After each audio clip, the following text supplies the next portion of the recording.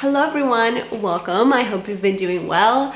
I have been doing great. My birthday was a few weeks ago and I ended up getting some books from Morrison. I don't typically get a lot of books for my birthday because I have a bit of a rule, and that is that every time I go to the bookstore, I never buy more than 2 books because then I feel like I end up with books that take me forever to read. And also, what's the fun in that? Like, I love going to the bookstore.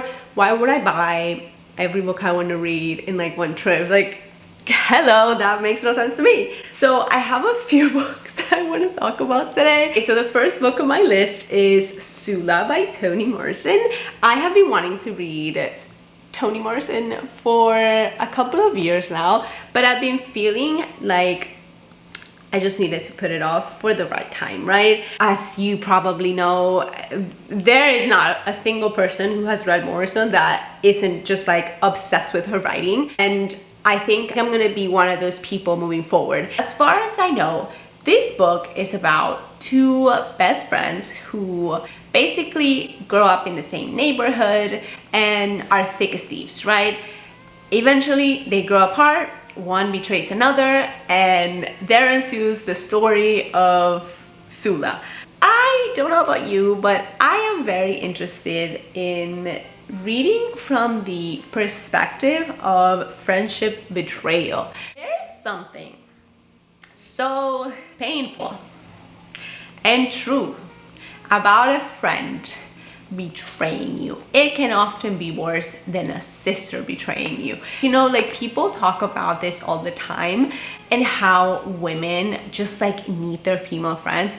Okay, yes, women need their female friends. And then what happens when one betrays you? Like, I have experienced 1 or 2 friendship breakups, and yeah, it's heartbreaking, it's tough. It's an earth-shattering event that is a canon event for many people. So I'm really excited to read this. I might actually buddy read this with my bestie because I think that would be so much fun. I'm so excited to get into Morrison. She is an author that I have been wanting to get into for some time, and I just feel like I'm gonna love this. So anyway, stay tuned for that. So I also got Agua, Viva by Clarice Lispector. I have been debating on whether or not I should read Lispector's work in Spanish or English. As some of you know, Lispector writes in Portuguese, so I feel like reading the Spanish translation is going to be closest to the original work. However, I was at Barnes & Noble the other day and I saw that this was the only Lispector from like this series that they had, and I was like, okay, let me read 1 page and see how it goes. Unsurprisingly, they didn't have the Spanish version of this book, so I was like, okay, let me see what the English version has to offer me. Let me just read a little bit from the first page so that you understand what it is that you are getting into on page 1. I am a little scared of surrendering completely because the next instant is the unknown. The next instant. Do I make it, or does it make itself? We make it together with our breath and with the flare of the bullfighter in the ring. Let me tell you, I'm trying to seize the 4th dimension of this instant now, so fleeting that it's already gone, because it's already become a new instant now that's also already gone. Everything has an instant in which it is. I want to grab hold of the is of the thing. These instants passing through the air, I breathe. In fireworks, they explode silently in space. I want to possess the atoms of time. Now, if that doesn't feel like something you have experienced in the midst of an extreme high, I don't know what it is. So yeah, in theory, I think I'm gonna be okay. As far as I know, Lispector writes in stream of consciousness type of way, and she's an author that I've heard many people rave about, and as it usually happens with me, I usually think about, well, what is the right time to read this author? Maybe I should read this first and then I'll read them. But after I read that first page, I was like, no, I want to read this now. So yeah, I'm really looking forward to this one. And thankfully it's very short, because I don't know if I could take such existentialism for more than like 250 pages. So next on my list is a book I'm really excited about. This is Mythology by Edith Hamilton. Just so you guys know, I have very little knowledge on the Greeks. For the longest time, I feel like I've really been wanting to get into Greek mythology, mostly because I see it referenced so often in media, popular culture, music, and I feel like once you know references from Greek mythology, Shakespeare, the Bible, things become more fun to analyze because you're able to trace it back and you're able to kind of delight yourself in the analysis of like whatever media you're consuming, right? So for those reasons, I was like, okay, I need to get into Greek mythology, but I don't just want to watch a YouTube video. Like, I really want to read the myths, and I don't want to read a retelling because I feel like that's just like jumping steps. So I did some research and this book came up as like one of the best introductory texts for Greek mythology, and I said, let's go. There's an illustrated version of this that was so beautiful, but I thought, why would I do that to myself? Like, I just want to read one myth a week, one myth a day, and then just kind of keep the ball rolling, right? There's really no rush at all for me to like learn Greek mythology. I just want to learn because I'm curious about it. For something that was written in the 1940s, this was very, very approachable. So stay tuned for that. So next on my list is Pachinko by Min Jin. Pachinko is a book that has been on my radar for a very long time now. Like Morrison, I have been putting off reading this because honestly of the mixed reviews that I've heard.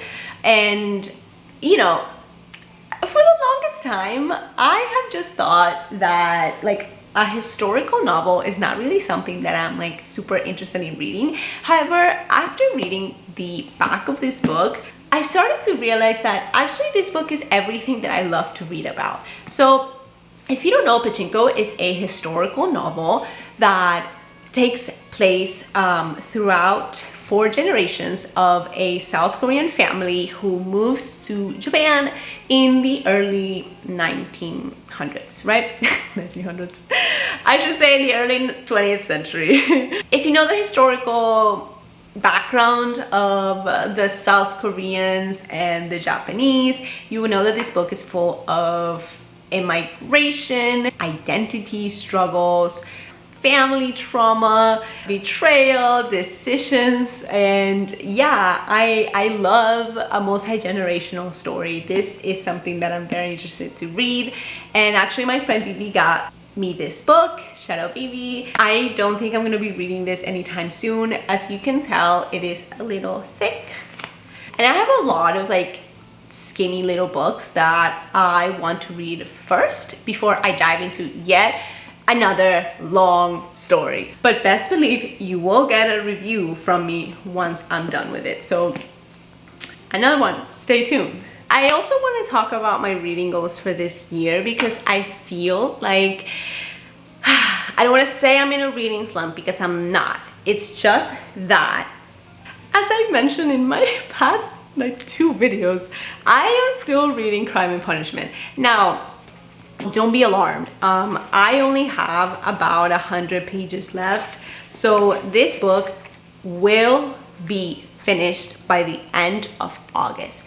If I can make a promise on the internet, it is that this book will be finished by the end of August 2025. Like, I am first of all having so much fun with this. As you may or may not know, this book is basically split in 4 parts. This book really redeemed itself for me in part 4. Part 1 was great, part 2 was fine, part 3 was eh, part 4? Part 4? Part 5? Part 5 is where I'm really starting to get why it is that people love this book so much. I'm on part 6 right now. I believe that is the last part, but yeah, I do genuinely love Dostoevsky. Like, I know I haven't finished this book, but I have had a lot of interesting observations on life just from reading this book. I want to do a full review on this, but now that I know who Raskolnikov is, I'm starting to look at people who defend this man a little sideways.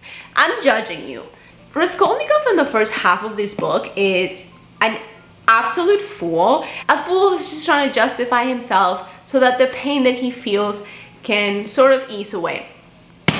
Anyways, interesting book. I think because I'm so determined to finish it by the end of the month, I have not been reading anything else other than this for the past 3 months. Have I read a story here and there from Didion's White Album? Yes, I have. But other than that, this has been my main read for the past 3 months. When I tell you, there have been times when I don't want to pick this book up because I just don't have the mental energy to sit there and like wait 10 to 15 minutes to get into the story. I feel like this is not something that anybody should read in a hurry. This is not something that anybody should binge read. And this is not something that anybody should like listen to an audiobook while they do the dishes. Like, this is truly something that you should sit down, maybe with a highlighter or a notebook next to you, and fully like digest with everything that throws at you. I'm not gonna talk about this any longer because I want to give you guys a review. But yeah, so far I've been really enjoying that. And as far as my reading goes for this year, so last year I read about, I think, 15 books. Yes, that is 15.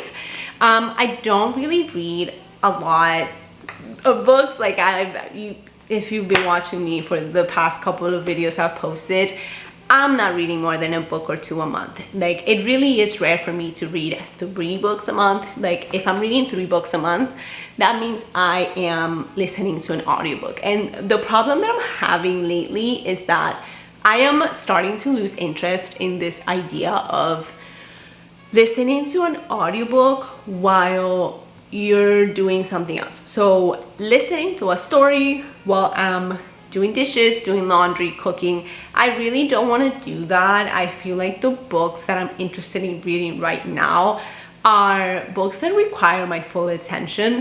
So an audiobook is really not something that I'm interested in like engaging with right now, which means I may or may not reach my reading goal this year. Let it be known, I don't care about my reading goals. However, I do care if by the end of the year I end up reading less books than I read last year. Like, that would break my heart a bit. With that being said, I am reading a very difficult book this year. Like, Crime and Punishment has been kicking my ass, and I feel like that is enough for me. Like, if the only book I read this year was Crime and Punishment, I would be really happy. So anyways, my goals for this year are to read 16 books. Why 16? It's just 1 more book than last year. So if I hit that goal, great. And if I don't hit that goal, who cares? At least I read Crime and Punishment, right? So that was everything I wanted to come talk to you guys. I hope that the books you're reading this summer have been fun and insightful, and that you are enjoying your reads. I know for a fact I am, even though I keep saying that like I can't wait to finish Crime and Punishment. I am enjoying that book a lot. So anyways, I look forward to coming back with, once again, a Crime and Punishment review. You will not see my face again until that book is finished, okay? So thank you for watching all the way to this point. I hope you have a great rest of your day, and yeah, I guess I will see you later. Bye!